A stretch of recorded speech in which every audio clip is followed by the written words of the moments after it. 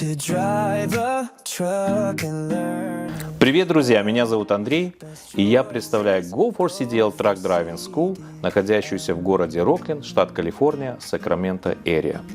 У нас сегодня в гостях человек-легенда Павел Медюха. Начинал в этой профессии трак-драйвера давно.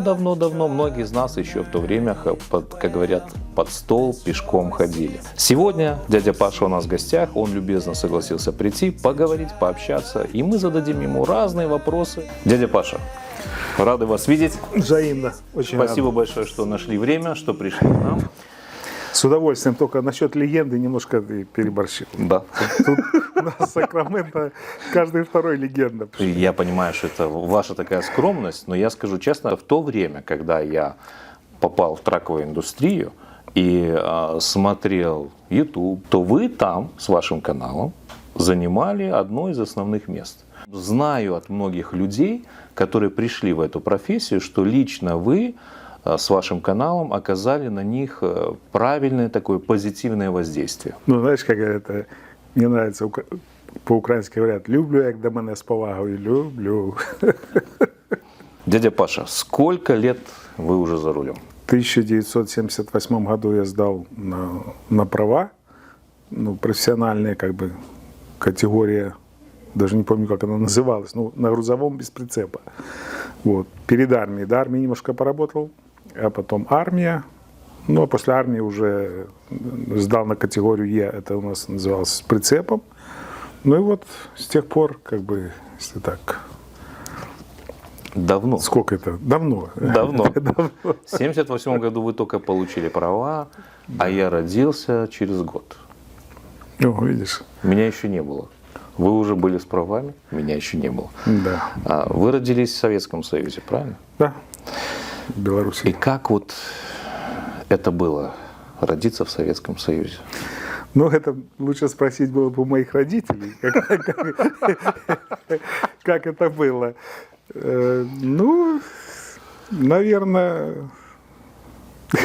зачатие, наверное, всегда приятная вещь.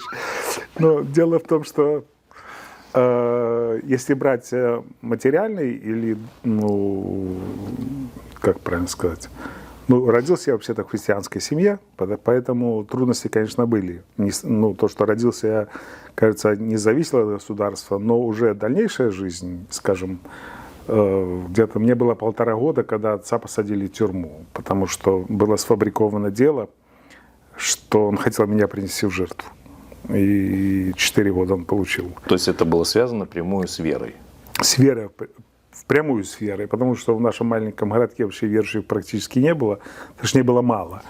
Но отец был один из таких из видных людей в городе, и вдруг он когда покаялся, мама сначала, потом он, и тогда, конечно, все это хрущевские времена, когда обещали показать последнего христианина по радио или по телевизору, и вот тогда гонение началось. То начало было такое. Да, это было нелегкое время для вашей семьи. Но к вопросам веры мы еще вернемся.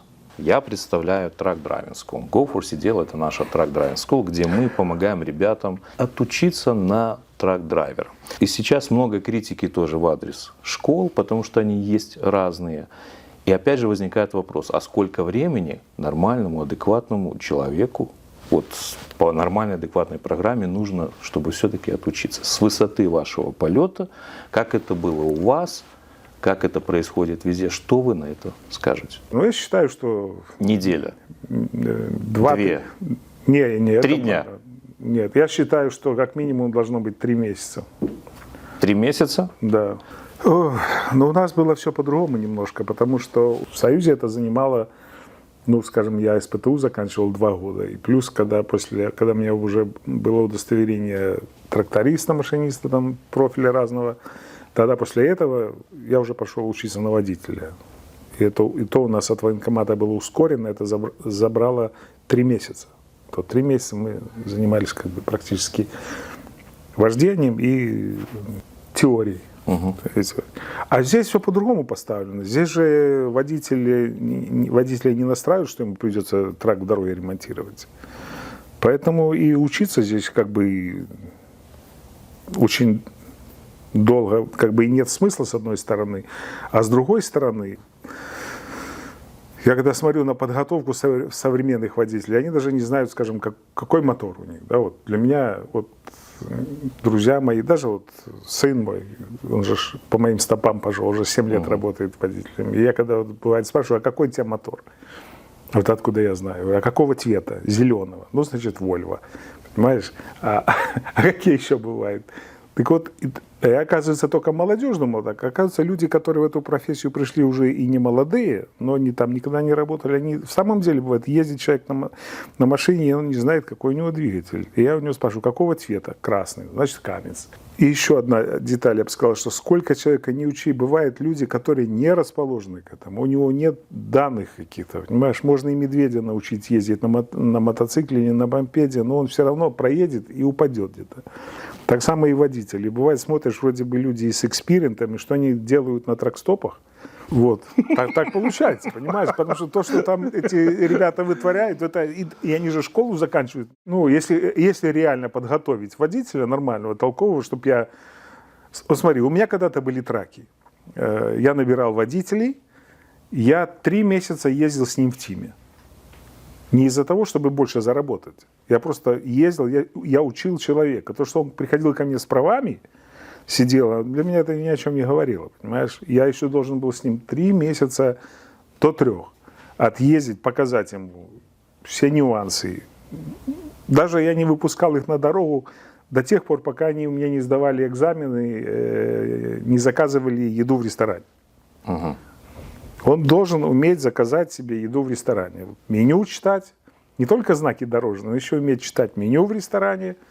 Потому что мой учитель дальнобоя, такой дядя Гена Жардецкий, он говорил, что дорогу любит сильная, а сильные должны кушать. Поэтому я говорю, все это важно, но надо уметь. Поэтому 3 месяца.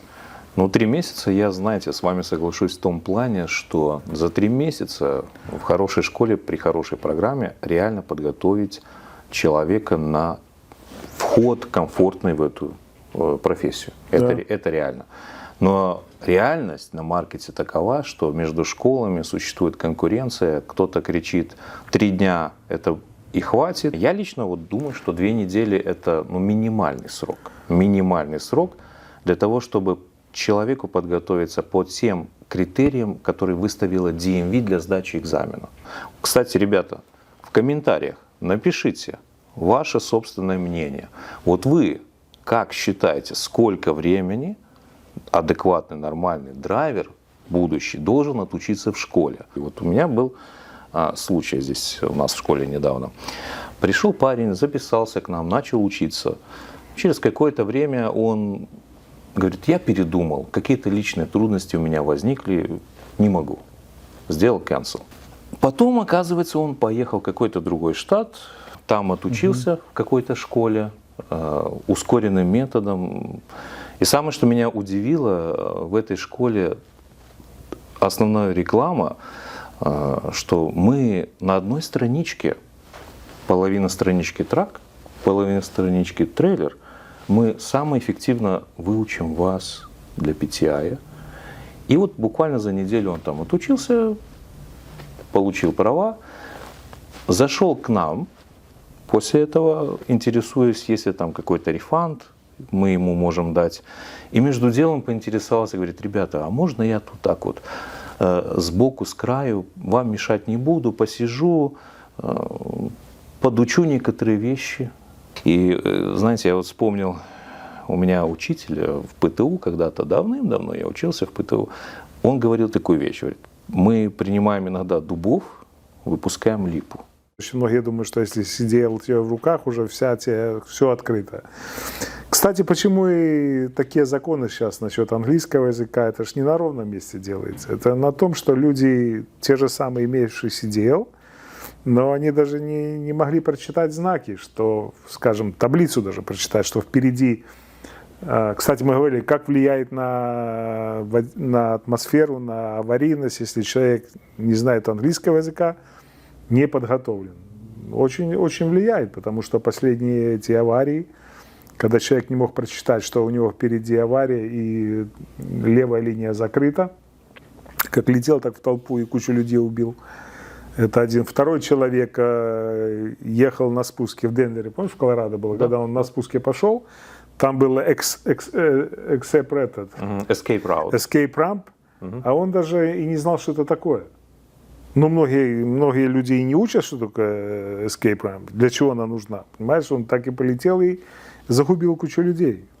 Поэтому, естественно, образование какое-то должно быть, тем более благо оно есть. И возможно, так говорится, счастье возможно, и оно так рядом и близко.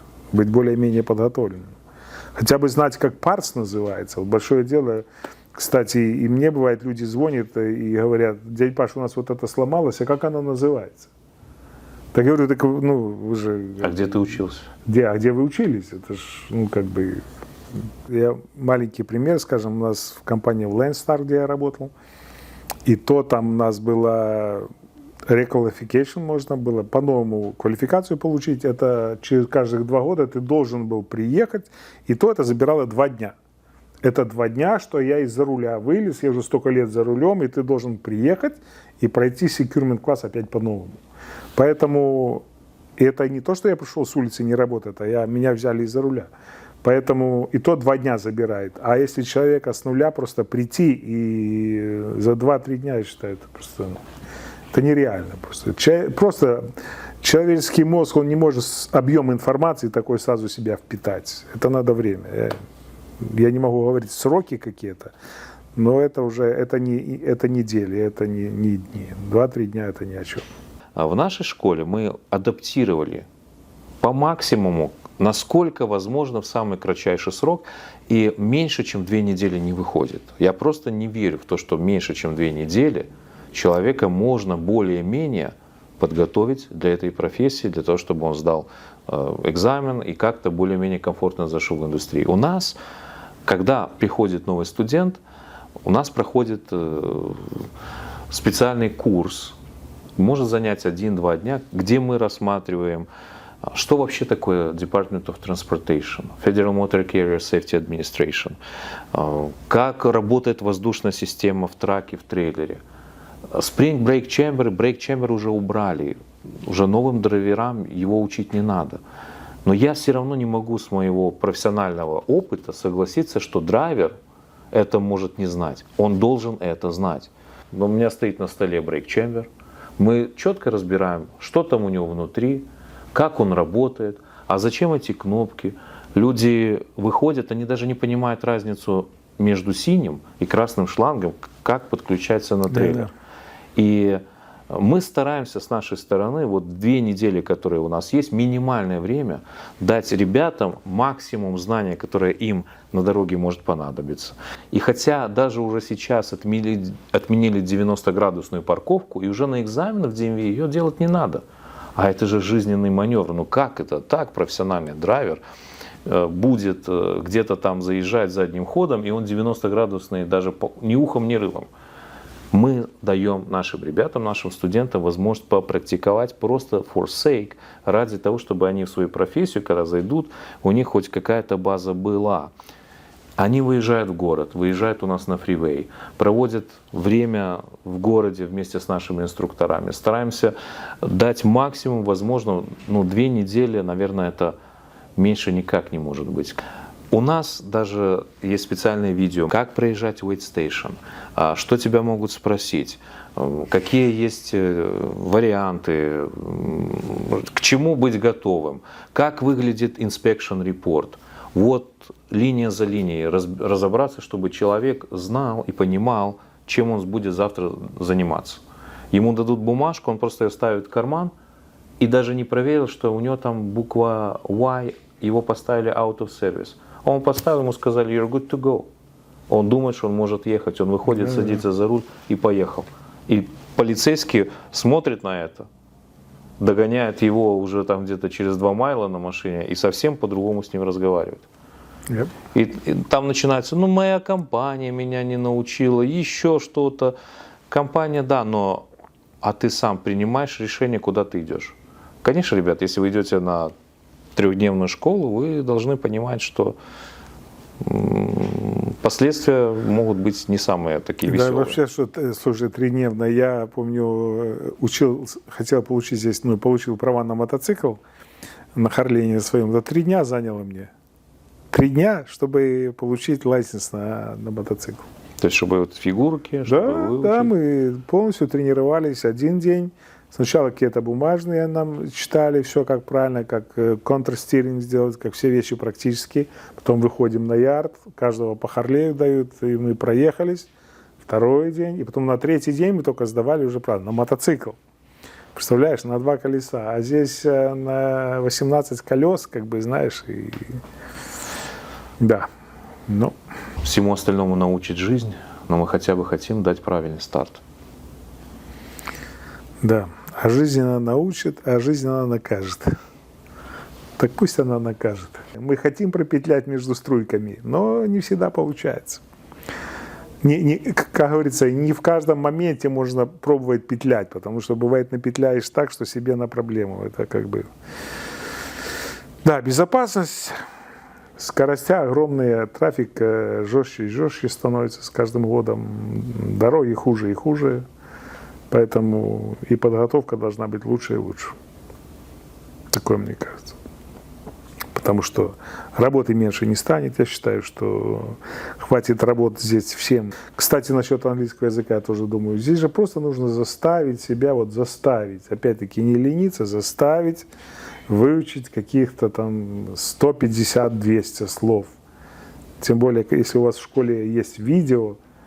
Представляешь, это если бы в мои времена было такое видео, чтобы я видел, как весовые проходить. Я не знал, как их проходить. Как я проходить? Я помню, с американцем в тиме мы поехали, да? Американец на спальню залез, мы с Атланты ехали. Он говорит, ты давай, вали, короче, а там увидишь вейтстейшн, остановись, я через вейтстейшн проеду.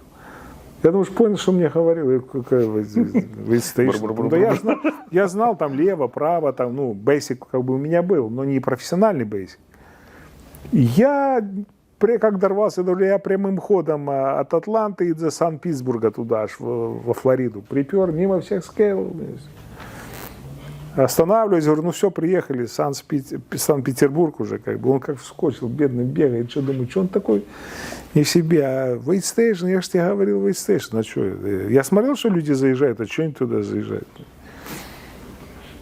Даже некоторые тракстопы, мы когда первое время начали с Людвигом Друговым и тракинге работать, да, то мы даже ехали, не понимали, на какие тракстопы нам можно заезжать, на какие нельзя, понимаешь? Заезжали на все подряд? Не, мы вообще не заезжали. Нам вообще компания сказала, на каких можно останавливаться. Мы только туда и заезжали. Мы думали, что на другие нам нельзя, понимаешь? Тем более, еще последнее скажу, что парковка под 90 градусов, я не знаю, почему ее сняли. Потому что это самая основная.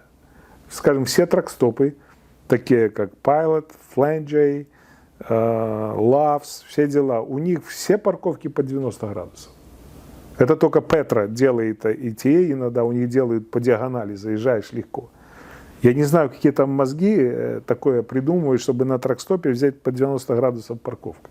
Из-за этого и оторванные бампера, и куча акцидентов только из-за 90 градусов парковки. Мы всегда говорим нашим ребятам, ребята, когда вы сядете за руль, у вас еще такого опыта вождения, как у других, нет. Но у вас должна быть ответственность на очень высоком уровне. И вы не должны стесняться, что все смотрят. Надо 20 раз вперед-назад. Делай 20 раз вперед-назад. Не обращай внимания на кого. Это только на экзамене, может быть, имеет значение. А в жизни, если есть возможность избежать проблем, не попасть в какой-то акцидент, делай. Тоже я людям говорю, выйди 10 раз взад и посмотри, чтобы тебе не оторвать с той стороны трейлера никому бампер. 10 раз выйди. Пускай сигналят, у тебя там пальцы показывают. Намного будет больше тебе сигналить и показывать, что ты идиот, когда ты оторвешь кому-то полкрыла или еще что-то. По поводу лени, вы упомянули. У меня был случай. Один драйвер делился из нашей компании со мной по поводу pre-trip inspection в жизни, когда это для него стало особенно серьезным.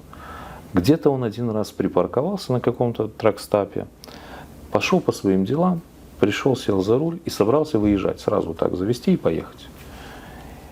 И что-то его, говорит, внутри меня что-то не отпускало. Что-то меня так как-то нехорошо было. И он думает, ладно, я выйду, просвежусь, там, помолюсь. Что-то не то. Он вышел на улицу, пошел и начал проходить мимо трака.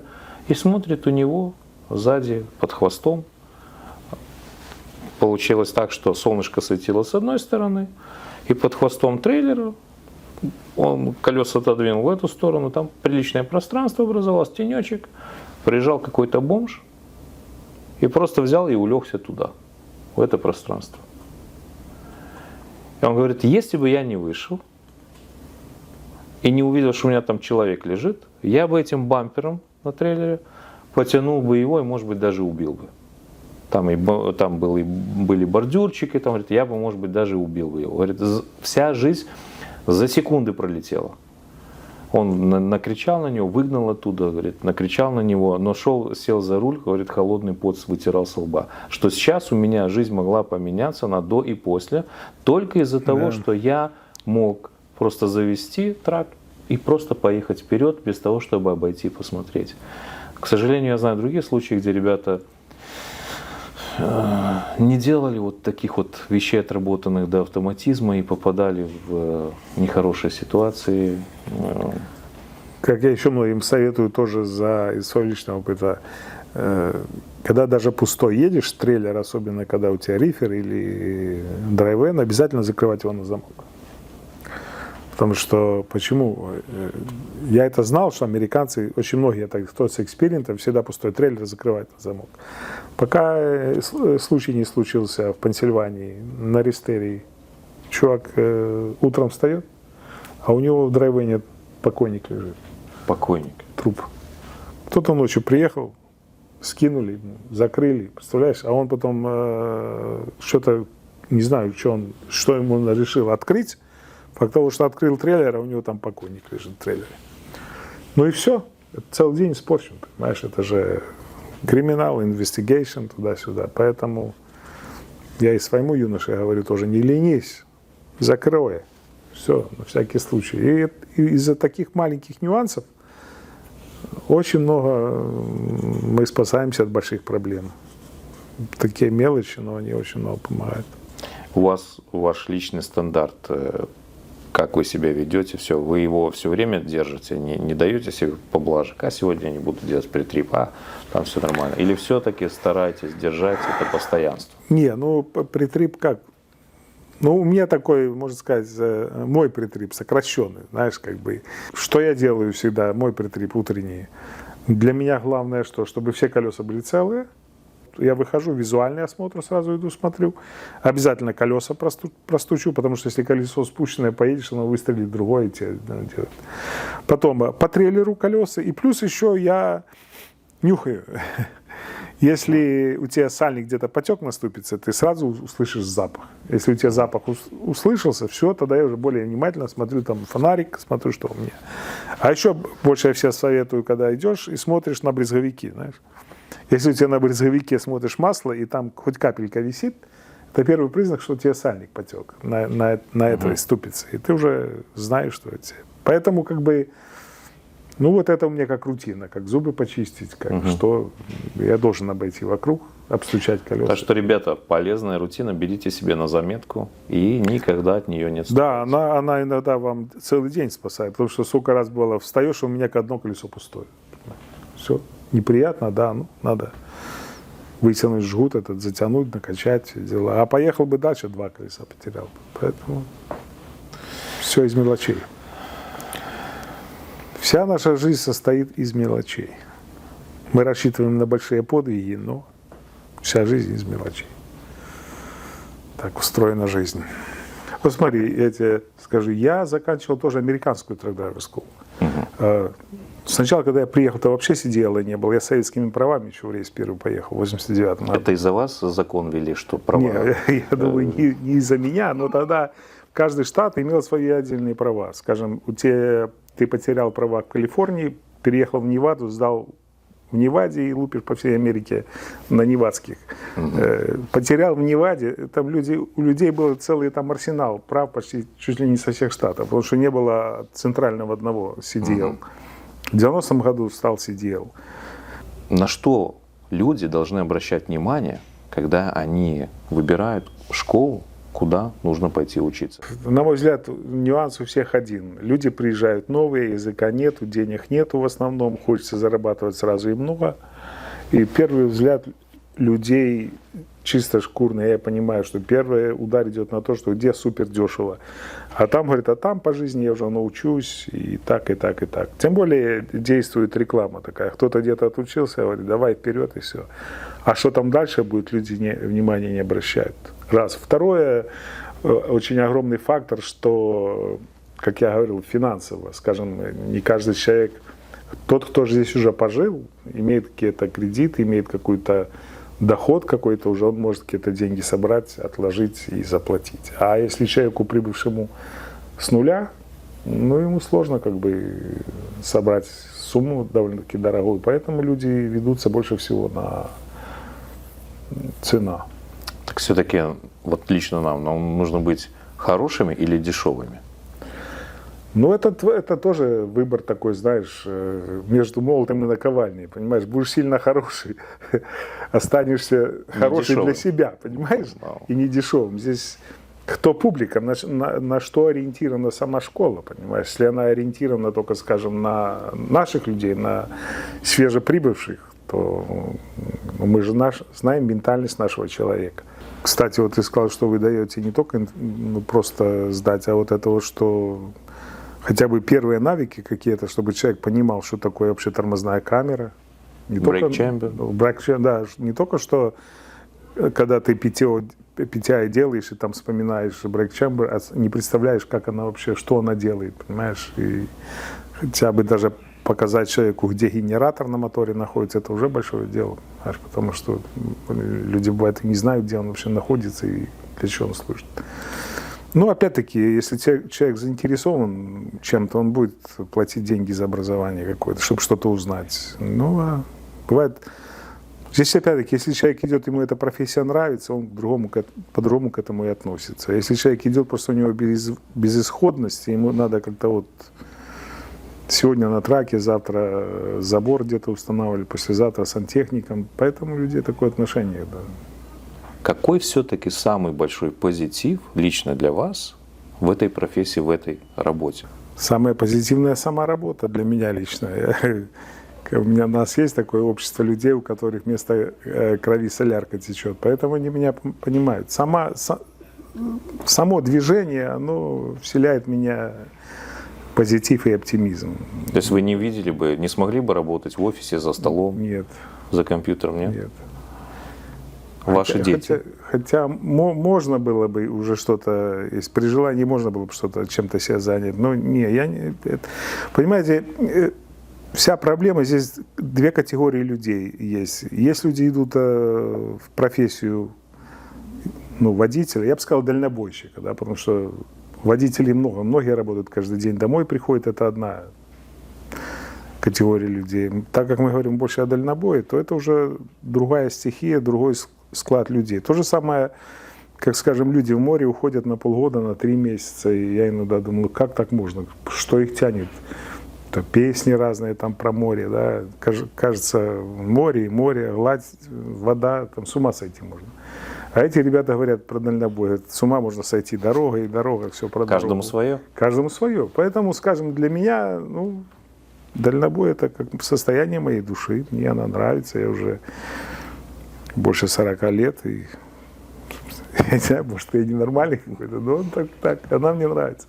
Когда тебе нравится, тогда и возле тебя все складывается, и в семье складывается у тебя, потому что не так-то просто. Очень многие семьи разваливаются, потому что люди, бывает, занимаются не своим. Часто, скажем, человек, я знаю очень много людей, к сожалению, семейная пара, они жили прекрасно, хорошо, потом приехали сюда, безвыходность, человек пошел работать на трак, семья к этому была не приучена, понимаешь, в этом никогда не было, муж был каждый день дома. Проходят годы, семья разваливается. Почему? Потому что жена не приняла этого образа жизни, понимаешь, а он другой уже ничего не захотел менять. Поэтому это такая сложная, как говорится, страница в нашей жизни дальнобойная. Это вот редкое присутствие дома. К этому же семья должна быть к этому готова. Ну и эта профессия должна нравиться. Вы себя нашли в этой профессии вот как личность. Мое. Это мое. Свобода, дорога, пространство. Я не ограничен каким-то офисом. У меня все. Я не люблю ужасно всяких расписаний, скеджулов, обязанностей. Поэтому это как раз... Это был идеальный. Да. Идеальное Скажем, сочетание. мой старший сын, он выбрал совсем другое направление. У него высшее образование, он там айтишник, много лет уже. Должность там какую-то высокую занимает. И для него, я за всю жизнь его, помню, еще он где-то в хай-скуле учился, я уговорил его съездить со мной в рейс. Испытать, что это такое. И недалекий, только в Портленд и назад. То он по сегодняшний день смеется всегда и спрашивает у меня, что, папа, все про дорогу? Я говорю, все про дорогу. В среднем, как надолго вы уезжаете с дома? Ну, когда у меня детвора росла, дети маленькие были, я дома чаще был. Где-то старался дней 10 дороги быть и приезжать домой. Давали вам пару дней больше, чем пару дней провести? Ну, я в основном все время овнер-оператор с 92-го года. Мы этот вопрос затронем. Да, поэтому я как бы сам решал вопросы. Больше всего в дорогу меня выгоняло финансы. Ты смотришь, что тебе надо заплатить. Мистер Билл пришел, уже стучит тебе ногой в двери. Надо responsible какой-то. Поэтому, а сейчас как бы уже дети повырастали. Они уже все взрослые. Самой меньшей дочке уже 25 лет. Поэтому я не нужен так часто дома, если разобраться. То я сейчас, у меня немножко другой график. Я дольше бываю в дороге, скажем, 3 недели. Бывает больше даже бываю. Но тогда я и дома долго. Я бываю и дома месяц. Поэтому так. Что можно посоветовать другим ребятам, которые выезжают? Они тоже об этом думают. Они тоже об этом переживают, о своих женах, о своих детях, о своих семьях. Вы это проходили? Смотри, у нас разные опыты абсолютно. В нашем же возрасте, мне вот 65 в этом году будет, то я помню такой, период от того времени, когда я первый раз в жизни увидел холодильник. Потому что не было, там на деревню 2 было, но у нас в городе там на улице 2-3 было холодильника. И вдруг холодильники появились. Потом я помню, когда у бабушки был летом, там появился телевизор один на всю деревню. Цветной? Нет, простой, черно-белый. Вся деревня приходила смотреть не только фильмы, это назвали не фильмы, а картину смотреть. Пришли на картину. Вот вся деревня собралась, и «Лебединое озеро» там смотрит. И не тема главная, а главное, что там живые фигуры в телевизоре пляшут. Я когда говорю к чему, что когда мы начинали в Союзе работать, скажем, да, у нас же не было телефона. Я в рейс уехал, и жена не знает, где я, что со мной случилось, понимаешь? Вот там было более жесткое испытание. Поэтому, когда, скажем, лично моя жена уже прошла тот период, то для нее уже в Штатах здесь классно, потому что телефон, в 93-м году купил первый свой селфон.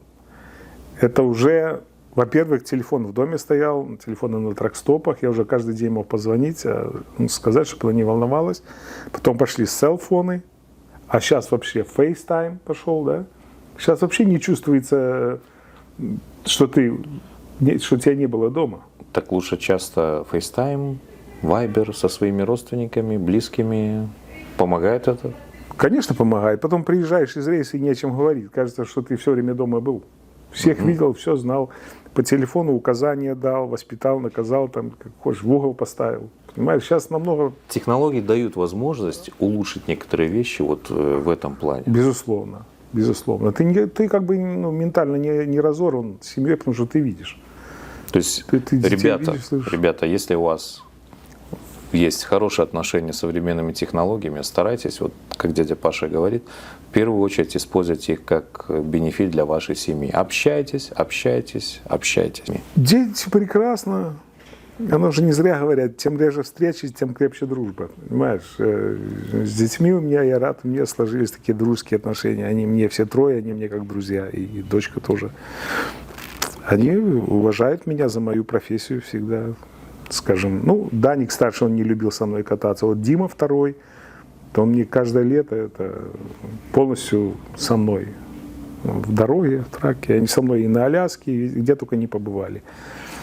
Вот. Но, кстати, по следам моим второй вот Дима не пошел. Он поработал 2 года, говорит, папа, это не для меня, это все, я family Но guy. поработал. Поработал, 2 года поработал, но он то, что только не пробовал. У меня такой предприниматель, что он все пробовал. То Да, есть все-таки в детях профессия тракиста тоже нашла отзыв какой-то. да, кроме старшего. А третий так работает. Третий зашел, он high school закончил, так немножко ерундой позанимался, потом говорит, пойду-ка я на трак поработаю на 2-3 года и открою свою пиццерию. Ну вот уже 7 лет, я говорю. Засосало. Засосало. Окей. Он говорит, а что-то мне нравится, это вообще никакого головняка, ничего сейчас. На сегодняшний день при зарплатой водителю, ну, реально отличная. Когда мы начинали работать в Америке, у меня была зарплата 16 центов в миле. А сколько стоил галлон солярки? Ну, галлон солярки стоил 90 центов. Самое дешевое, я помню, 76 центов. Потом стоил 90 центов. Но не в том дело. Там все равно моя покупная способность в тех деньгах, я не мог себе много позволить. Пускай даже все дешево было, но все равно я зарабатывал $400 в неделю. То есть сейчас тракисты зарабатывают неплохо. Прекрасно зарабатывал. А вот то, что происходит на маркете сейчас, Смотри, жалуются, плохие рейты, плохие грузы. Смотри. А некоторые компании даже не вытягивают, дядя Паша. Вот знаете таких, которые не вытянули, которые жалуются? знаю, да. Но это не водители не вытянули. Угу. Это, здесь надо сразу делить бизнесменов и простого драйвера. Я простой owner, я простой водитель, и все, понимаешь? Поэтому мне этот плач, что маркет, что тяжело. У меня нет трак, у меня один трак, я сам себе хозяин. Мне не надо содержать офис, мастерские, там, кучу домов дорогих строить где-то необъяснимо зачем. Что-то прыгать выше пупа, понимаешь, там, ну, стараться показать, что ты... за это же все надо платить, понимаешь, и очень дорого. За понты очень дорогие в этой стране. А если что, я знаю многих ребят, которые держат компании по небольшие и очень successful, ничего не боятся, потому что у них сбалансировано, понимаешь. Конечно, некоторые чикагские, особенно ребята умных с Чикаго, слушаю, они там все, знаешь, там все не плачут, все валится, все, там 300 траков у нас, и сейчас и Трамп во всем виноват, так вы сейчас каждый по 300 траков наберите, а где водители? Угу. Это же самое, как в Израиле дантисты, понимаешь, дантиста больше, чем зубов. Ну да. Так здесь трак-драйверов больше, чем грузов. То есть хороший драйвер, даже на таком рынке, как есть сейчас, он без заработка не останется. Для меня, я просто пример всегда смотрю на своего сына. На моего вот младшего. Он да, тоже owner-оператор? Нет, компания, и он не хочет быть owner. Угу. Но он пробовал? Нет. Говорит, а зачем мне надо геморрой? Понятно. А вам зачем надо? Вы же owner. А я уже просто такой древний, может, так отсталый от жизни, понимаешь? Привык на свои поводки. Это просто еще привычка, честно. Кстати, а вот переход из драйвера в owner-оператор, он для вас лично, по вашему мнению, сын не хочет. Есть причина, почему не хочет. А почему причины, которые вас заставили, они оказались настолько весомой, стать owner-оператором? Просто мне захотелось иметь свой трак. Это моя мечта была. Я сюда ехал ради этого. А сколько траков вы поменяли? 11. 11 траков. Да. Разные модели. Разные. Все перепробовал. А почему вы не хотите быть верны только Volvo? Нет, кстати, у меня было Volvo. Ну, это почему? У меня такая Решили Volvo не была. сохранить верность У меня в Volvo.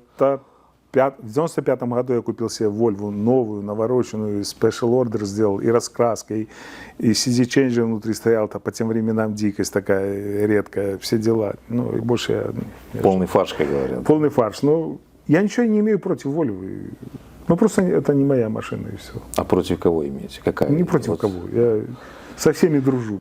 Скажем, Давид мой работает на Вольве и на автомат коробке. А для меня это вообще Ну, автомат победил или нет? нет. Нет?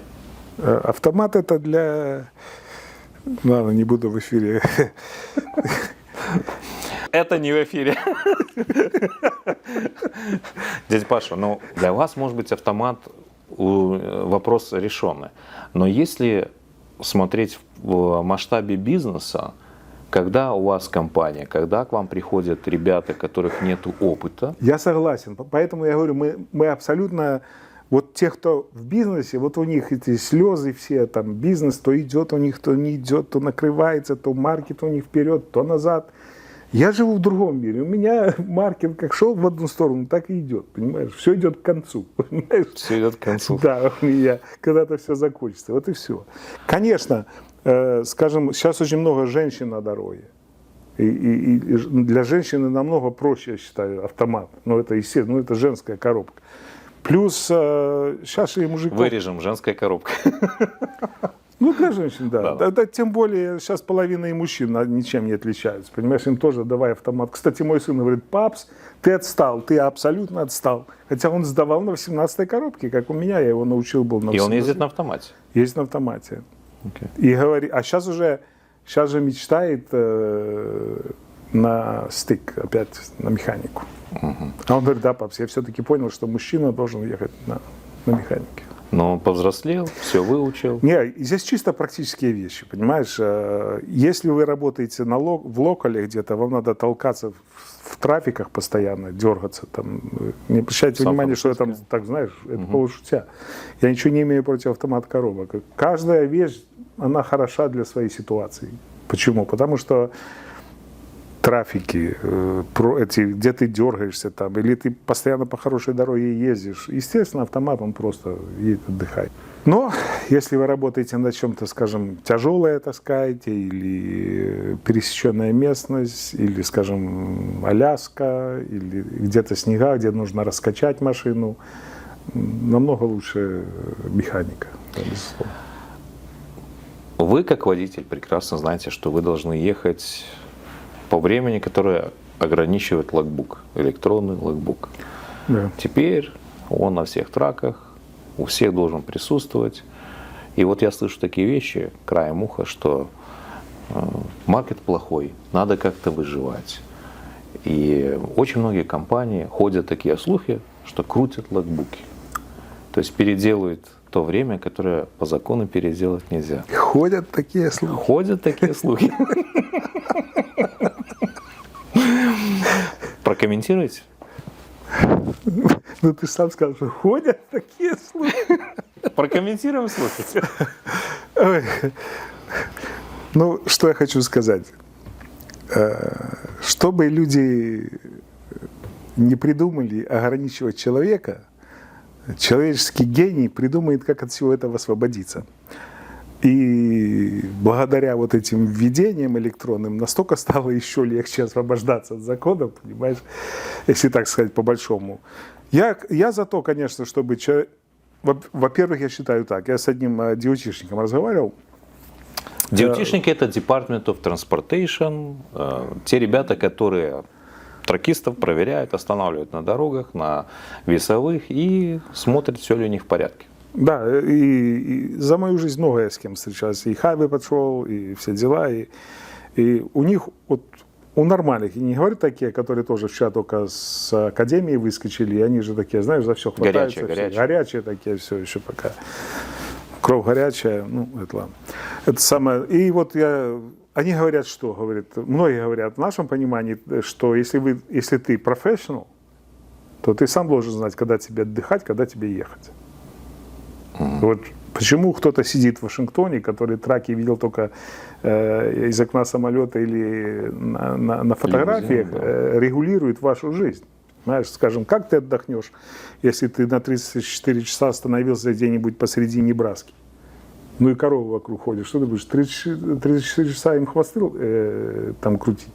А потом человек, первый он высыпается, потом сутки-полторы он там кто чем занимается, кто фильмы смотрит, кто там пиво пьет, кто что, потом Ну, отходит. пиво же нельзя пить, вы что? В ресторанах, Да, он же, пошел, да. чем человек займется, да? Ну, христиане там Библию читают. Трансляция. 34 часа сидит Библию читает, понимаешь? Вот.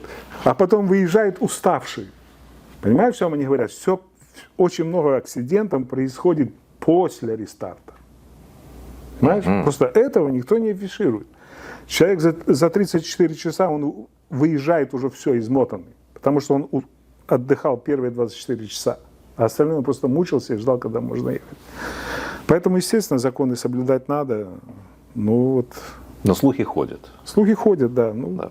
У моего сына, скажем, сын работает 100% легально. Он же родился в Америке. Для То есть него слухи не про его компанию. не про его, нет. Понял? Он уже вторая компания, 100% легально у него. Ему, если предлагали где-то идти, там что-то надо больше ехать, говорит, пап, ты что, а когда тогда рестарты делать? Для него рестарт это золотое дно, понимаешь? Вот они же англоговорящие, он там Uber себе взял и попер, бог знает, где его там носит, понимаешь? Отдыхает. Поэтому у него забирать рестарты, это он все, ты что, а жить когда? Рестарт это у него жизнь. И зарабатывать, и зарабатывать, человек в год зарабатывает 100 тысяч. Неплохо.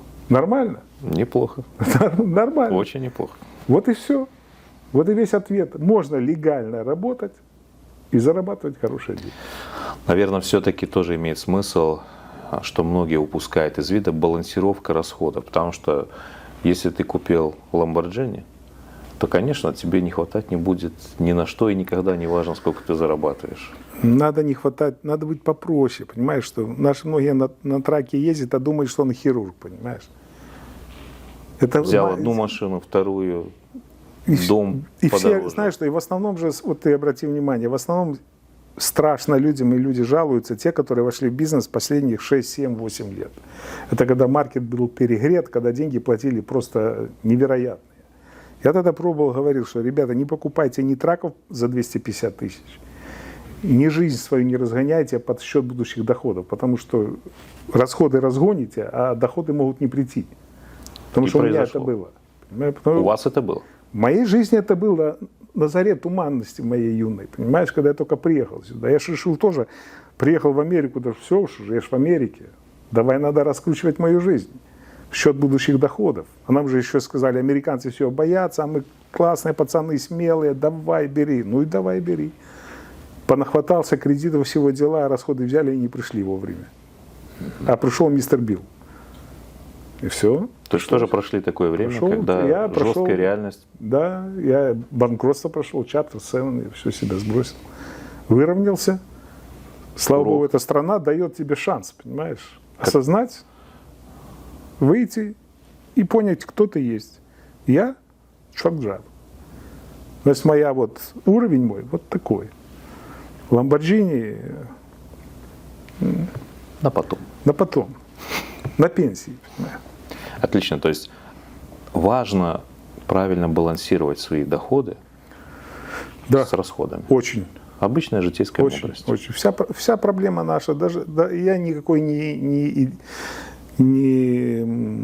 там, пример для подражания. Я, бывает, скатываюсь. Тоже хватанешь того, чего не надо было бы брать, а потом платить надо. Как бы. Дядя Паша, вернемся к заработкам. Раз мы заговорили за заработки, вы стали овнер-оператором. И уже давно ездите, как сказать, с 92 года вы овнер-оператор. Да. И этот вопрос, наверное, многих интересует. Вот пик вашего дохода на милю.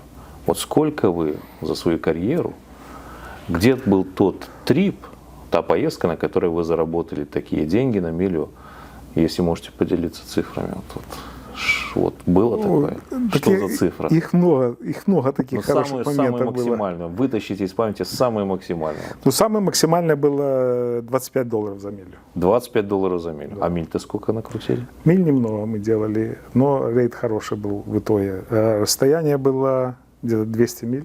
Угу. Вот, $25 за милю, и у нас был постоянный маршрут. Мы работали так 2 месяца со Славиком, с другом своим. То это по рейтам это было такое Сильно. супер. Оно ощутимо. А что вы перевозили? А мы перевозили, это были тяжелые и оверсайз. Он был 16 футов шириной. И такой в Канаде строилась тюрьма новая, и там называлось это prison cells. Это как бы сразу целая комната, знаешь? сделана. Готовая? Готовая комната, да. И они потом их составляли как лего. И вот эта комната, она как раз была 63 тысячи паундов она весила и 16 футов шириной. Там был эскорт, все дела, но получалось просто по деньгам идеально. У вас есть присутствие на цифровой площадке, YouTube в частности. И вот меня интересует, вот вы цифрами своих заработков бешеных там делились? Кстати, я много слышу рассказов, как кто-то круто очень сильно заработал. Люди, бывает, берут выдержку из одного трипа, или из одной недели, из одного месяца, понимаешь?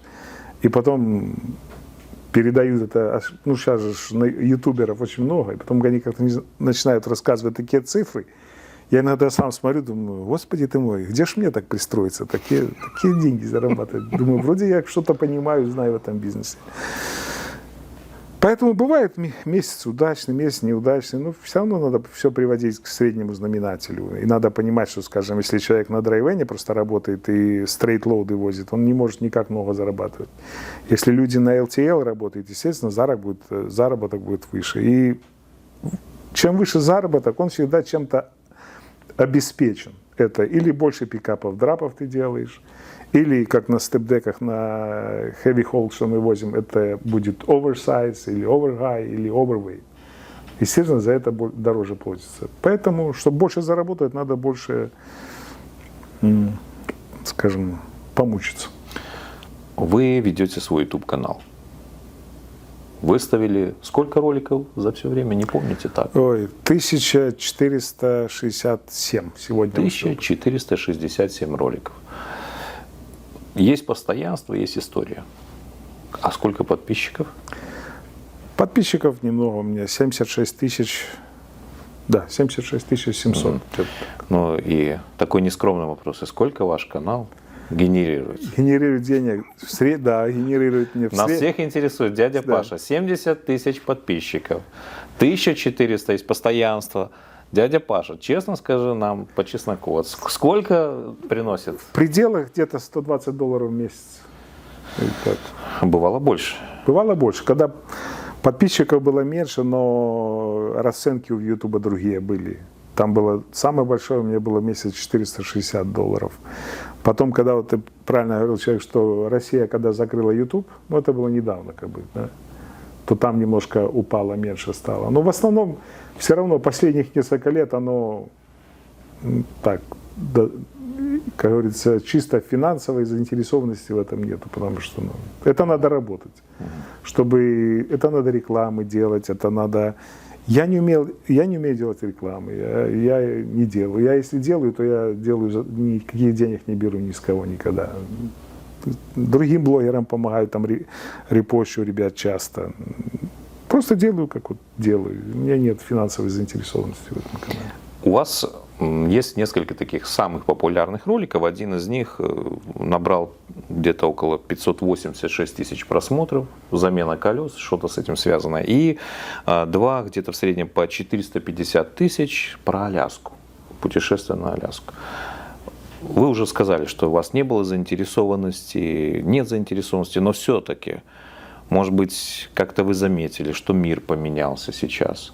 Сейчас есть искусственный интеллект. ChatGPT может вам написать текст. Другой искусственный интеллект может даже сгенерировать ролик за вас. Есть ребята, которые могут помочь все склепать быстро, четко, классно. И материала, в принципе, с одной стороны, хватает, а с другой стороны, Наступил вот такой момент, что вот зайдешь на YouTube, и ты видишь, что вот эти просмотры можно качать уже как вторую нефть, такими промышленными темпами. И в результате все, что там происходит в траковой индустрии, что тракист ест, что тракист пьет, куда он ходит отдыхать, где он ремонтируется, женщины за рулем, привлекательные женщины за рулем, и так и сяк, уже есть все.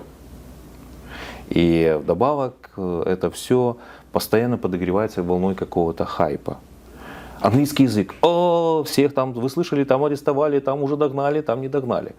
И это все настолько оказывает влияние на цифровой мир. Вы это заметили, что немножко он трансформировался с тех времен, когда вы начинали ваш YouTube-канал, и как сейчас он представлен? Ну, как ты сам и сказал, что хайпом представлен. Скажем, мне от этого голова болит, понимаешь, если честно. Я, во-первых, опять на любителя. Понимаешь, есть ролики овер, так сказать, раскрученные, там вставки, музыка, там что-то моргает, носится, прыгает, дергается, понимаешь? Скажем, я этого не люблю. Я, если смотрю некоторых блогеров, таких, как я сам, когда человек включил камеру, и вот он показывает то, что есть. Там, никто-то не шепчет, не пищит, не свистит. Там, Наверное, я такого старого поколения человек. Поэтому мой ролик ориентирован, наверное, на таких динозавров. И еще, что самое плюс, у нас как такая организовалась, как своя секта, так что ли. Я очень многих знаю лично. Понимаешь? Ваша аудитория, вы даже знаете. Да, я не растворен, скажем, в миллионах. Я очень и очень многих знаю лично. Вот когда ребята пишут комментарии, я смотрю, что по комментариям я знаю, вот с этим я разговаривал, с этим разговаривал, с этим разговаривал. А этот меня там один есть, всегда ненавидит. Я тоже знаю, если он не приходит, я уже переживаю, скажем, где он пропал, там, может, его на войну забрали, там, убили или что. Потом раз объявился, обделал там всех, думаю, все, слава богу, живой человек. Такой тоже надо. Поэтому молодежь, пускай она развивается, она для молодых, знаешь, она же и... Это же и музыка такая. Я, скажем, вырос на одной музыке, современная кислотная музыка меня с ума сводит, понимаешь, а молодежь от этого хипует. Вот что ты будешь делать? Знаешь, как победили? Не вливают нового вина в старые мехи, понимаешь? А вино новое для новых мехов. И они там уже балдеют как могут. Вас смотрят разные люди из разных стран. И несколько человек из ваших зрителей пришли тоже к нам в школу, отучились. И я скажу так, вот у меня они оставили, ребята, эти хорошие впечатления. Здравомыслящие такие, неплохие ребята, которые кто-то с опытом вождения оттуда, кто-то без опыта, просто как-то ему зашла подача информации с вашего канала, как-то доверие у людей выработалось. И они пришли к нам, отучились. И у меня лично они оставили, эти ребята, очень хорошее впечатление. И вот опять же, возвращаясь к культуре, которую вы через свой канал пытаетесь доносить, и как-то там вот свой собственный контент, свою собственную аудиторию.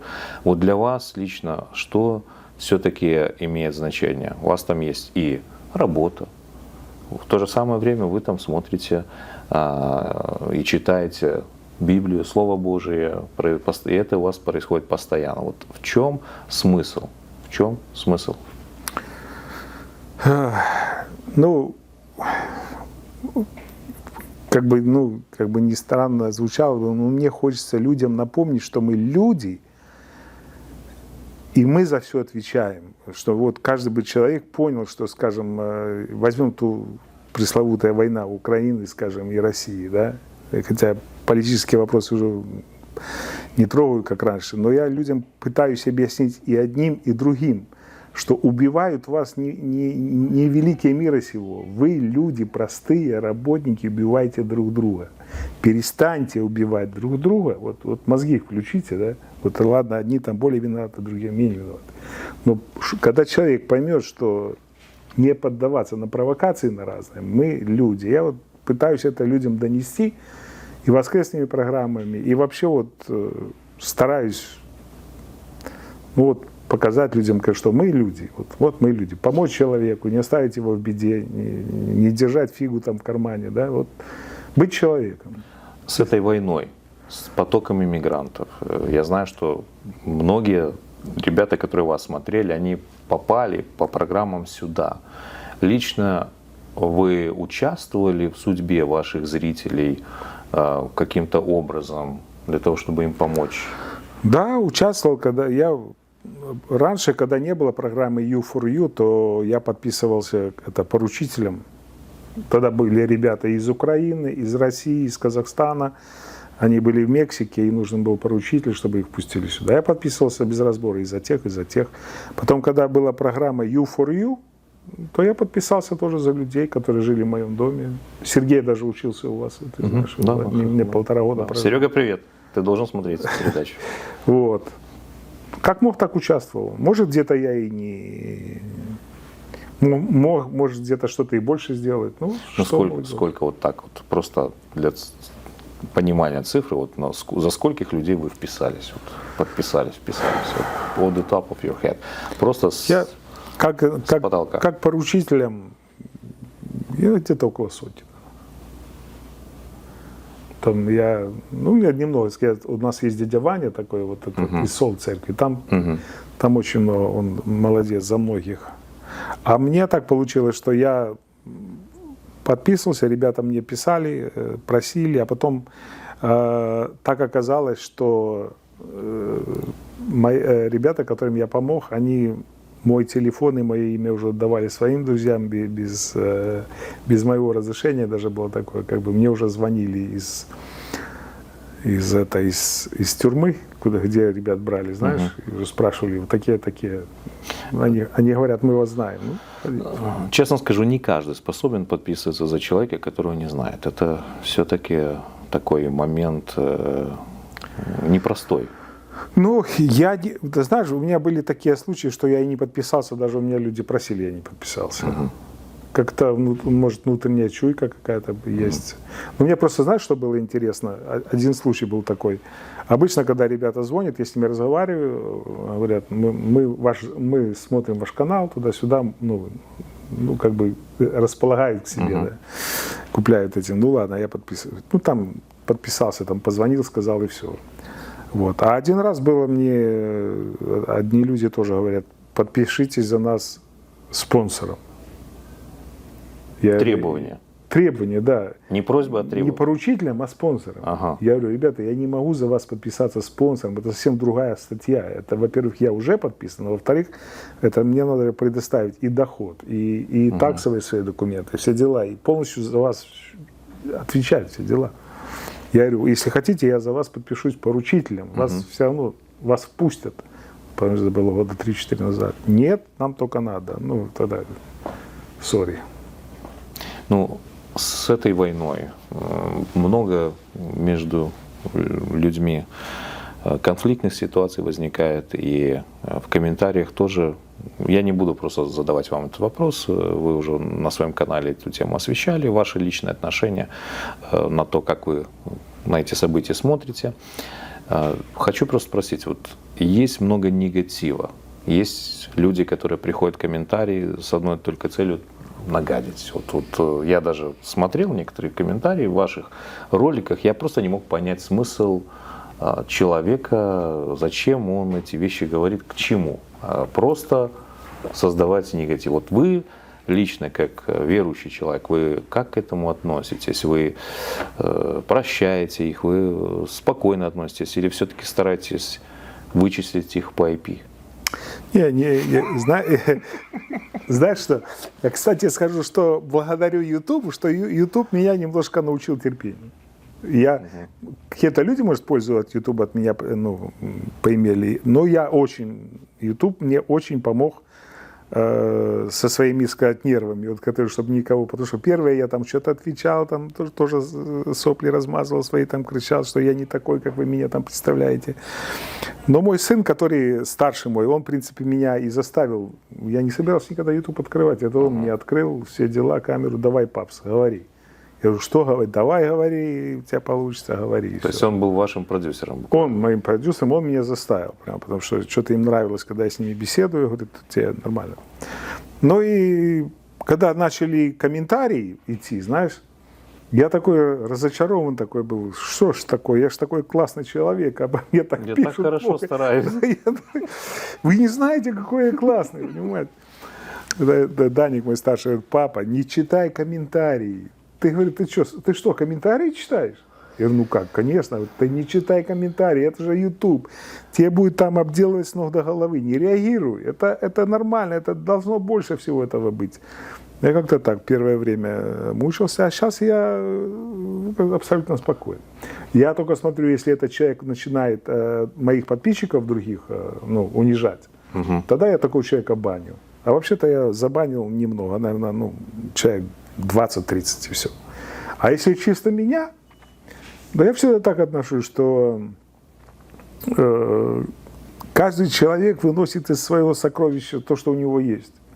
Если он дерьмом напиханный, это из него и вылазит, понимаешь? Если человек нормальный, даже со мной не согласен, промолчи другой или что-то так. Поэтому так вот. И это успокоило меня, понимаешь? То есть это было тоже с какой-то стороны школа смирения? Было, да. Даже не сказать самого смирения, может, в душе я там такой, знаешь, и не смиренный, но научила меня сдерживанию, понимаешь? Просто сдерживать свои эмоции все, на каком-то уровне. Мне кажется, я где-то видел у вас, у кого-то из комментаторов, негативных таких, вашу аватарку. Я думал, это же надо. Человек не поленился, поставил на свой канал вашу аватарку и лупашит. Это есть знаменитый Евгений Ваюцкий, такой из Оренбурга. Это у меня настолько преданный мой зритель, он просматривает все, замечает все, и потом выходит под моим аватаркой, под аватаркой моей жены, под аватаркой моей дочери, под аватаркой, такой у меня есть друг Андрей Паровоз, под его аватаркой, и сам с собой начинает ругаться. Вот представляешь, эти 5 аватарок, я знаю, что это он. Он сам с собой начинает ругаться с разных аватарок. Да, чтобы втянуть народ. И кто этого не знает, уже все же знают. Он говорит: да, вот это сумасшедший Женя, не переживайте, все нормально. Значит, он живой. Мне бывает, смотрю, Женя не выходит долго. Мне ребята пишут, говорят: дядь Паш, что-то Жени долго нету. Неужели его на фронт забрали? Я говорю: не знаю, посмотрим. Раз появился, живой, нормально. Ничего себе, то есть вы уже даже знаете их поведение, личность? Ну да. И даже переживаете? Даже переживаю. Ну. Серьезно, нет и нет человека. Ну, да. Дядя Паша, вот вы тракист, у вас работа понятна, все на канале. Где мы ездим, что мы возим, какой у нас трак. Ребята, заходите на канал дяди Паши, посмотрите, очень будет интересно про Аляску, про медведей. Много чего интересного у него там есть. Так что подписывайтесь, ставьте лайки, комментируйте, не стесняйтесь. Ну, желательно, чтобы оно не было просто одним только негативом. И вот меня интересует такой вопрос, дядя Паша. У вас постоянно есть и чтение Слова Божьего, Библия. Вы верующий человек, вы об этом упомянули, что вы выросли в семье, которая за веру страдала. Да. И вот вы регулярно ходите в церковь. Ну, когда я дома, да. Молитесь, читаете Библию. Десятину даете, денежки жертвуете? Денежки жертвую, но десятины не даю. Я не ограничиваю себя десятиной. Окей. Формат примерный христианин присутствует? Ну, опять-таки, что брать за формат? Ну, я так думаю, то есть что все да. признаки примерного христианина есть. Но вот все-таки я хотел узнать, потому что для многих людей, которые смотрят ваш канал, и которые с Богом вообще не знакомы, ваше отношение с Богом, оно выглядит странно. И я вот, когда мы немножко с вами разговаривали, вы упомянули, что был даже момент конфликта, как дальше держать этот контент на канале или же убрать в угоду каких-то, может быть, практических реалий. И вы решили оставить. Это решение, оно чем было обусловлено? Может быть, есть какие-то факторы? Обусловлено. Вообще раньше к чтению Библии я как-то относился так, не сказать, что несерьезно, да, но я не думал, что оно будет играть такую роль для кого-то. потому что я знаю, что люди не очень-то любят эту религиозную нагрузку. Но я так думал еще, как ее читать, чтобы... Я решил выбрать нейтральность полностью. Потому что, когда я читаю и говорю, никто не знает, кто я. Знаю, что христианин, но никто не может сказать, что я или католик, или пятидесятник, или баптист, или православный. У меня этого нет. Но и каждый меня причисляет к своим. И для меня, я говорю, моя цель не втянуть вас в мою церковь или в мою веру. Моя цель прочитать вам, чтобы вы услышали это слово. А дальше вы уже делаете свой выбор, в какую дверь вы зайдете. Это я не работаю агитатором какой-то одной церкви. Поэтому люди заходят разных направлений. Кто-то вообще никогда Библии не слышал. Заходят мусульмане. Им тоже интересно это услышать о Христе, и тем более о Ветхом Завете мы читаем. И когда я услышал отзывы, оно кому-то помогло решать какие-то проблемы довольно серьезные в жизни, я понял, я начал относиться более, трепетно, скажем, и решил, что все-таки, возможно, это мое служение В формате вашего YouTube-канала. В формате моего YouTube-канала. Связанное с работой. Да, у меня был друг такой, он, жаль, умер, Игорь Цыба, проповедник хороший в Питере. Ну и как-то мы с ним разговаривали тоже. Я говорю, у каждого есть какое-то служение, кто-то чем-то занимается, а я вот говорю, дальнобойщик всю жизнь и все. Но он говорит мне, и едь во имя Иисуса. Говорит, и все. А там, говорит, Господь усмотрит. Ну и так оно и получилось через моего сына. И я думаю, раз у меня есть такая возможность, это в наши времена, представь, что я какой-то трак-драйвер с музыкально-тракторным образованием могу вещать на весь мир. Это само вот это слово, я смотрю, откуда люди меня смотрят. Израиль, Белоруссия, Россия, Украина, все постсоветские республики, Южная Корея, Австралия, что мне, Объединенные Эмираты. Даже оттуда. Да. Даже Япония, мне с Японии даже один человек звонил. Так что решил, что значит не все заключается только в финансовом успехе, но есть еще какая-то польза, как говорится. Были случаи, были истории, которыми вы можете поделиться, где вот этот формат вашего канала сыграл в жизни других людей позитивные изменения, принес? Да, были случаи, там люди сами написали. Достоверность я могу только говорить из того, что мне человек написал. Понимаешь? Люди говорят, что хотели жизнь покончить самоубийством, и как-то все это подействовало, что люди отменили эти планы свои, как-то слово на них подействовало. Опять-таки, это не моя заслуга и не я, просто через слово Бог подействовал на душу человека, и душа передумала делать этот коварный шаг, как говорится, заканчивать жизнь самоубийством. Вот. А один мне случай интересный был, человек один тоже, мы с ним много общались, и он потом говорит, я, заехал, он православный, где-то в Сибири, он говорит, я заехал в церковь и поставил за тебя свечки.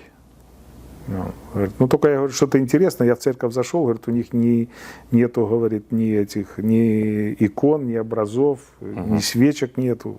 Я за своими свечками. Ты мне пришли фотографию церкви, где ты заходил со свечками.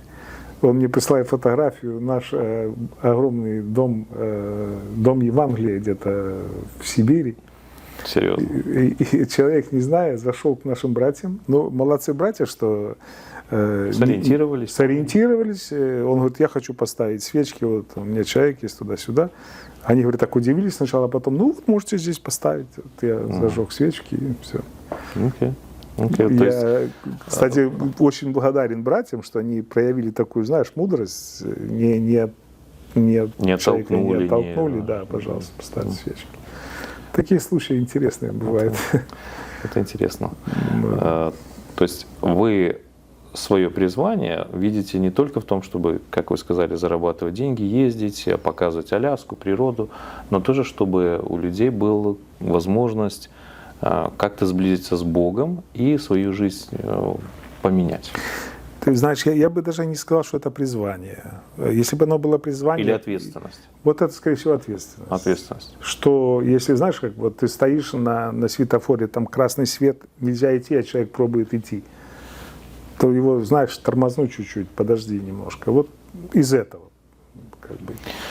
Возвращаясь к работе. Вот вы сам трак-драйвер, уже с таким большим стажем, больше, чем 40 лет. Вы тоже видите других трак-драйверов.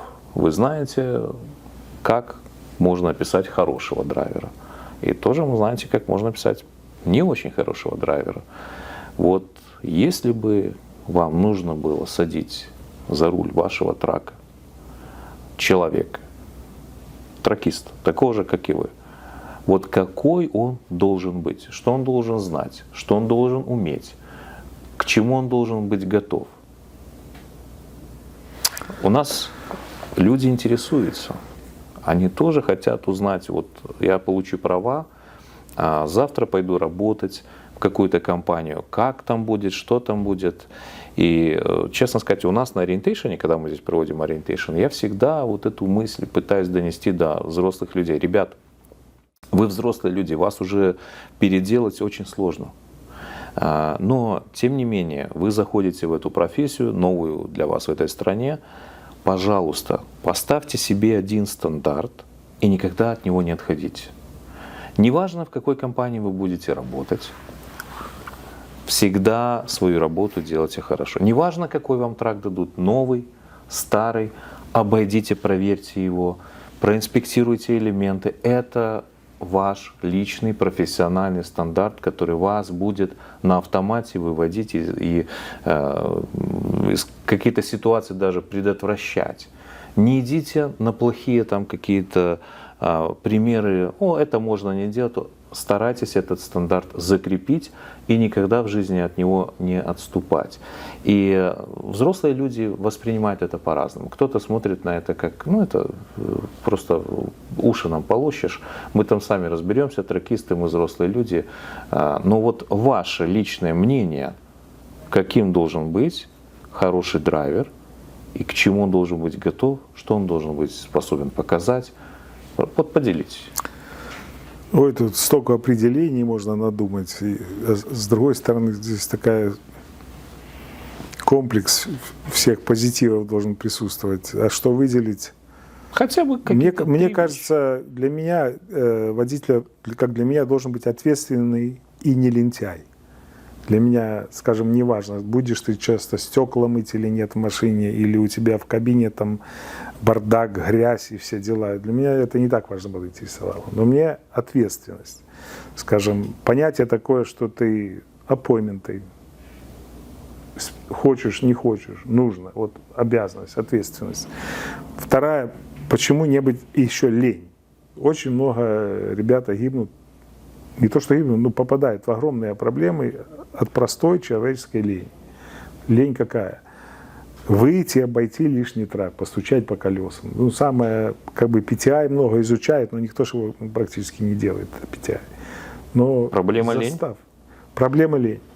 Самая настоящая лень. Утром встал, глаза протер, пошел кофе взял, трак завел и поехал.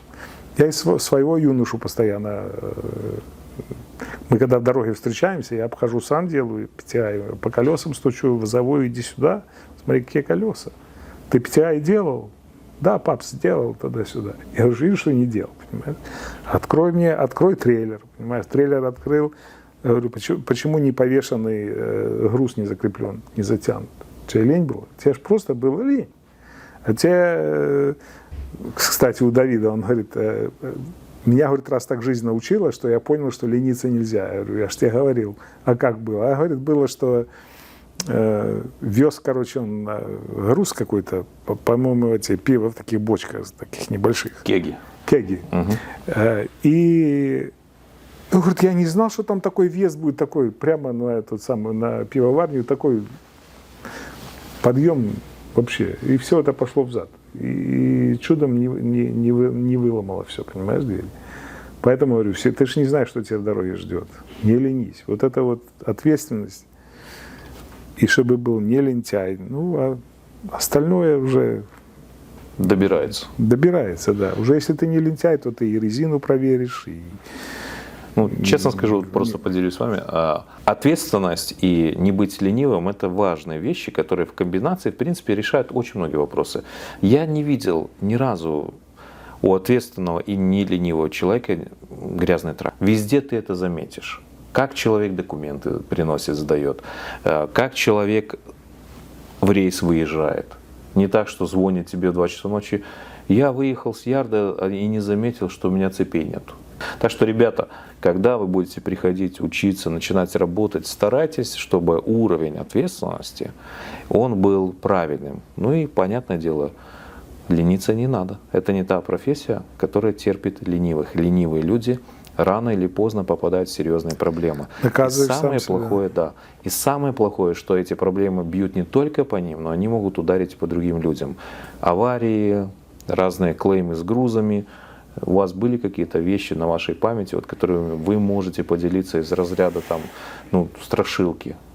Некоторые люди говорят, страшилки это страшилки, а я вот езжу и никогда в жизни не было и не будет. Вот они уверены, что у них все будет хорошо. И не надо нас пугать. И даже у меня были такие студенты, которые смотрят на тебя, ну что ты рассказываешь?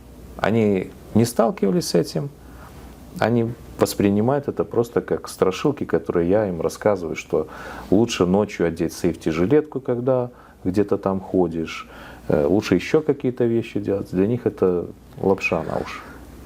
Ну, как у нас говорили в училище, что техника безопасности, она написана кровью. Любой закон, который вводится о безопасности, он подразумевает, что кто-то погиб, не исполняя эти процедуры, казалось бы, ненужные или все дела. Но как-то у меня таких страшилок, чтобы я видел много страшилок сам своими глазами, но, слава Богу, Бог миловал. За всю мою жизнь у меня не было аварий. Это уже где-то, наверное, я не знаю, сколько миллионов миль. 8, 5. 8 миллионов миль? Да, или может 5. Я не знаю, я даже не подсчитывал. Ну 5 точно есть. 5 точно, да, есть. 5 миллионов миль замотали, это точно. 5 это да. Потому что, ну и видел многое, видел очень многое. Ну, я никого не хотел страшилками пугать, но очень часто, скажем, для меня не произошла та же самая страшилка, потому что у меня был, скажем, правильно закреплен груз. Знаешь, вот у меня часто, вот, если бы у меня груз был не так закреплен, возможно, было бы и страшилки, возможно, бы и меня не было. Потому что просто, как я говорил, ответственность и лень. Скажем, люди везут, особенно у нас, вот, ты везешь, бывает, металл, особенно в флатбетах, вот, швеллер. И людям просто они вот сквозное цепей набросали, но людям лень наперед еще бросить, чтобы от движения вперед. Вот я уже своими глазами несколько раз видел аварии, когда при резком торможении груз идет через кабину и выходит далеко впереди трака, понимаешь? Поэтому если прошло через кабину, то вот, водителя живых нет. Живых нет, да. Поэтому плюс сколько раз видел колеса, которые отрываются у людей, знаешь, на ходу. У меня у самого колеса улетели были. Да ну. На трейлере, да, на среднем. Не проверили. Не доглядели. Знаешь как? Доверяй, но проверяй. Я менял и резину, и колеса, все меняли. Это не поэтому этот ролик самый популярный? Но, кстати, делал мне тот шаг. И дело в том, что я выехал, загрузился на Аляску в Вашингтоне и поехал. Первый раз остановился, мне все нормально, как бы в Канаду въехал, колеса были целые, все дела. И поехал дальше. И потом попал в такую погоду дикую, снег, ну там вообще уже не до колес мне было, понимаешь. И потом останавливаюсь уже в Юконе. Юкон территория, ночью проверить, что ж у меня вокруг, обойти обход сделать. Обхожу, смотрю, у меня на средней оси нет 2 колес. 2 колес, да. 2 колеса были, так они улетели. И ни колес, ни колодок тормозных, там ничего нет. Где они улетели, когда они улетели. Ну хорошо, что там машин нету, там, если медведя какой, то медведи спали зимой, как бы никого не поранил. Ну вот такое было в жизни один раз. И потом я заезжаю на скейл, меня на инспекшн на Аляске. И они заметили? Заметили, я прошел инспекцию, все нормально. Окей. Да, потому что я вот эту ось цепями подтянул, поджал одинаково. Перевес у тебя на других осях нету. Ну, Сейчас начинается внедрение искусственного интеллекта уже и на траках. В Сан-Франциско ездят машины без драйвера. И компании тестируют большие траки без драйвера. Автоматизация заходит в траковую индустрию и занимает водительское кресло в каком-то масштабе. Понятное дело, что масштаб пока маленький, но уже есть крупные компании, которые с такими компаниями, как Аврора, они уже начинают разговаривать о возможности внедрения искусственного интеллекта, замены драйвера роботом, автоматизация. Как вы думаете, в течение 10 лет, насколько сильно технологии и автоматизация, искусственный интеллект повлияет на работу драйвера? Может быть, нам стоит закрыть школу и больше к этому не возвращаться? Завтра будут ездить роботы? Да тяжело, ты знаешь, говорить о том, что будет, это как-то неблагодарное дело при сегодняшнем развитии технологий. Я помню, как сейчас где-то в 90 каком-то году, по 2000 говорили, помню, читал, что скоро появятся телефоны, которые можно будет разговаривать и видеть человека, с которым ты разговариваешь. И приблизительно, они писали, что это появится приблизительно в 2030 году. Появилось раньше. А появилось намного раньше. Поэтому, как бы, мне просто интересно посмотреть. Ну, пускай садят роботов. Ну, я посмотрю, как будет робот одевать цепи зимой в Майоминге. Или... Это пока все шутки. Я понимаю, ребята технологические, они вот сидят или в Силиконовой долине, или этот Маск. Вот он хочет на Марс, ну лети на Марс и живи там, понимаешь? Вот это вот они пока не доведут до какой-то большой катастрофы, понимаешь?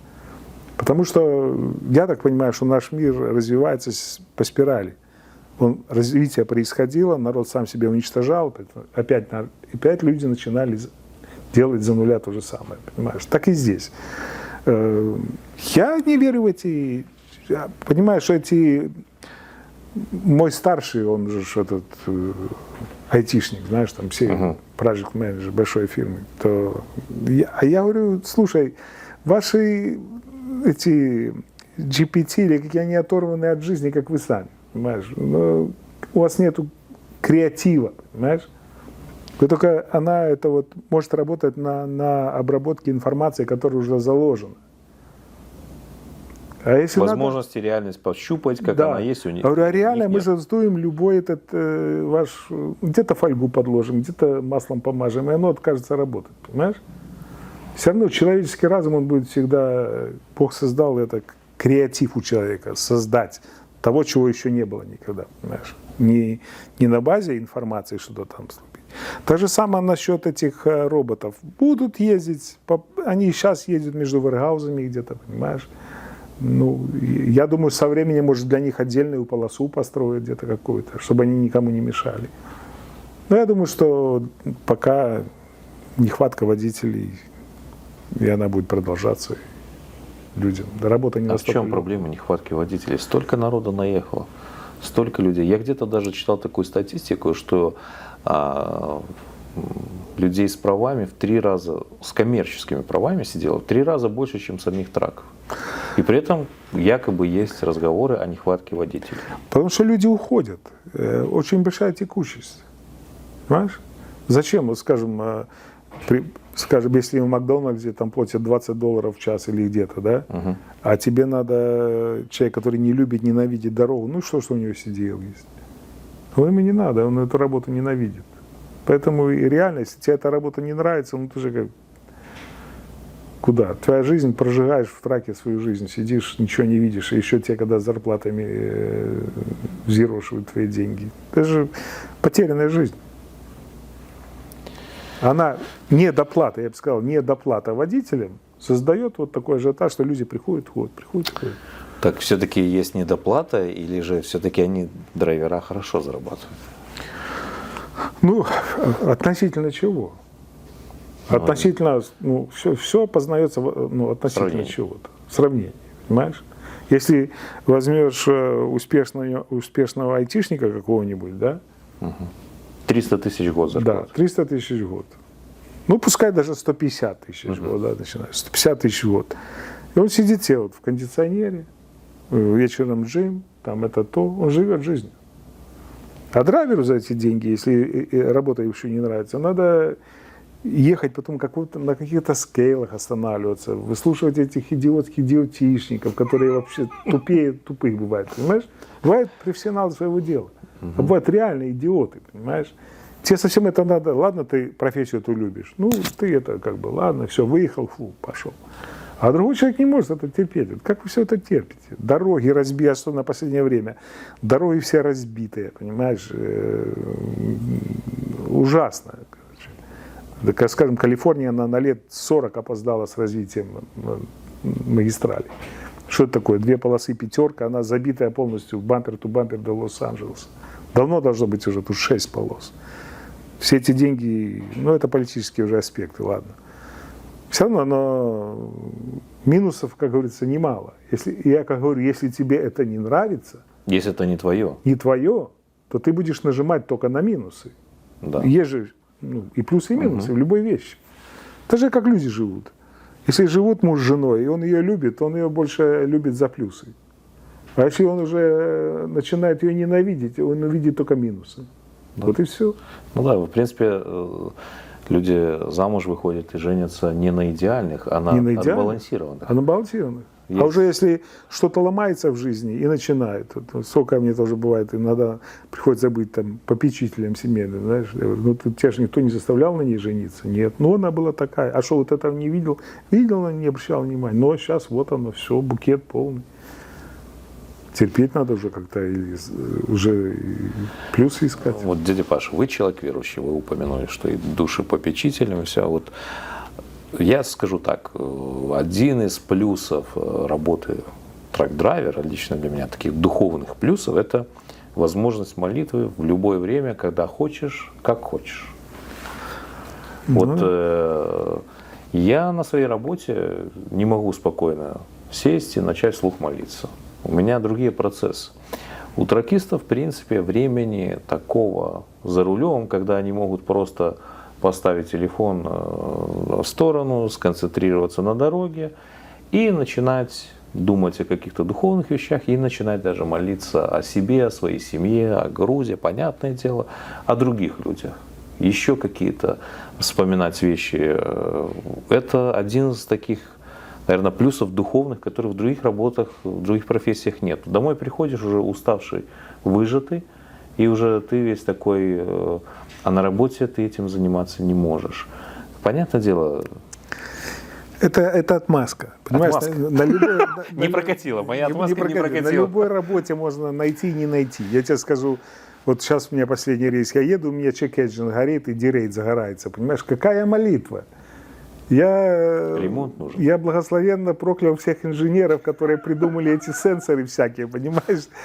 Я бы, если и молился, только чтобы не руки подсыхали, понимаешь? Кто все придумал это? Вы жесткие. Понимаешь? Опять-таки, конечно, если вот разобраться, если у тебя нормальное, благоговейное настроение, конечно, никто не мешает тебе, и позвонил кто-то по телефону тебе, поделился чем таким, что тебя потом не до молитвы целый день. Все мы люди живые. Ну, конечно, с одной стороны, когда едешь тихо, спокойно, все уравновешенно, да, можно. Есть такие, бывают моменты, которые ты наслаждаешься общением.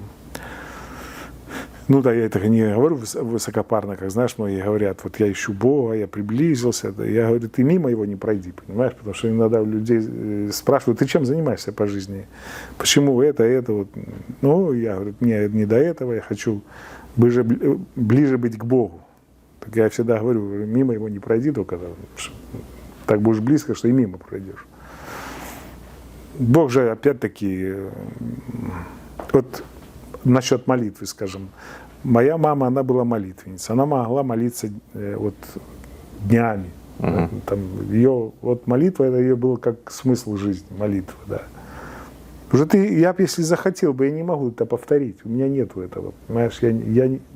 Я молюсь, естественно, но вот у меня нету такого, как дара, чтобы вот за все это, за будущее и за прошедшее молиться.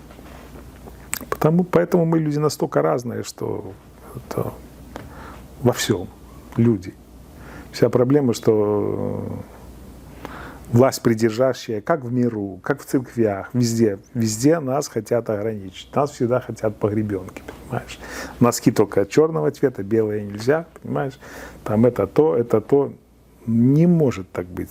Мы все люди. А люди, это мы, значит, каждый имеет свое мнение, свое право на самовыражение. Только что моя свобода не должна ограничивать твою свободу. Вот в чем дело. Дядя Паша, спасибо вам за то, что вы уделили нам время, пришли, пообщались. Конечно, формат нашей передачи, нашего подкаста. Вы у нас первый гость, который пришел в нашу школу в таком формате. Для нас это тоже что-то новое. Спасибо большое вам, что вы уделили нам время. Я, с вашего разрешения, закончу нашу передачу одной вырезкой из одного вашего видео. Она такая философская, что вот когда-то там придет этот последний трип тоже. Но пока мы ездим.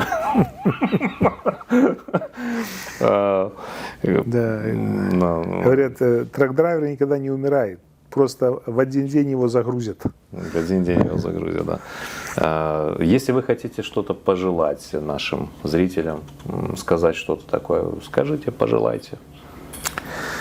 Ну, что бы я хотел пожелать, друзья мои, кто вступил на этот скользкий путь дальнобоя, его надо любить. Если вы просто решили заработать много денег, вы разочаруетесь, потому что эту профессию надо любить. Если вы ее любите, она откроется для вас, будет вам счастье и будет вам достаток к жизни. Не звезды на небе, там, и, как мы говорили, супердорогая какая-то обстановка и все дела, но нормальная человеческая жизнь, которой можете позволить уровень среднего класса. Вот. Ну и безопасной работой. Никуда не спешите, а то опоздаете, это точно. Чем больше спешишь, больше всего шанса опоздать. И всем успеха. Дядя Паша, спасибо вам большое, что вы пришли к нам, уделили нам время, ответили на наши вопросы. Может быть, они какие-то были смешные. Я знаю, что вы там, ребят, в комментариях напишите, скажете много чего мы от вас услышим. И хорошего, может быть, и не сильно хорошего. Вы уже не серчайте, мы стараемся. Дядя Паша, спасибо вам большое. Спасибо вам большое, что пригласили. Для меня это честь быть первым на вашем подкасте. Я думаю, так, что он когда-то станет очень знаменитым на все Сакраменто, на всю нашу русскоговорящую диаспору. Здесь будут стоять очереди, записываться Truck Driver School. Вы меня возьмете в комиссию, я тоже будем заседать здесь, Хорошо. Отбирать лучших, которые не совсем проходят, будем отправлять еще на переподготовку куда-нибудь еще в школу параллельную, которая будет готовить клиентов для вашей школы. Точно учтем вашу. Так что Дядя спасибо Паша, большое. Спасибо вам большое. Спасибо Пусть у вас большое. будет хорошо. А тем ребятам, которые думают о том, чтобы зайти в эту профессию и освоить, получить CDL класс A, мы точно это поможем. Go for CDL – это школа, где сложное делают простым. Приходите к нам, мы вас научим, вы не пожалеете о том времени, которое вы провели с нами. Пусть все у вас будет хорошо, всего вам хорошего, до связи. Доверьтесь хорошим людям и не петляйте между стройками. Не получится, не пропетляете. Когда-нибудь все равно настигнет вас струя. Ну вот мостик. Думаешь, вот так вот. И такая печаль подходит, что когда-то же будет последний раз. А ты даже и не знаешь, когда он будет. Все хорошее когда-то заканчивается, к сожалению. Ну, пока маємо то, що маємо. Так що наслаждаємося жизнью. To drive a truck and learn it well. Best choices go for CDL. To drive a truck and learn it well. Best choices go for CDL.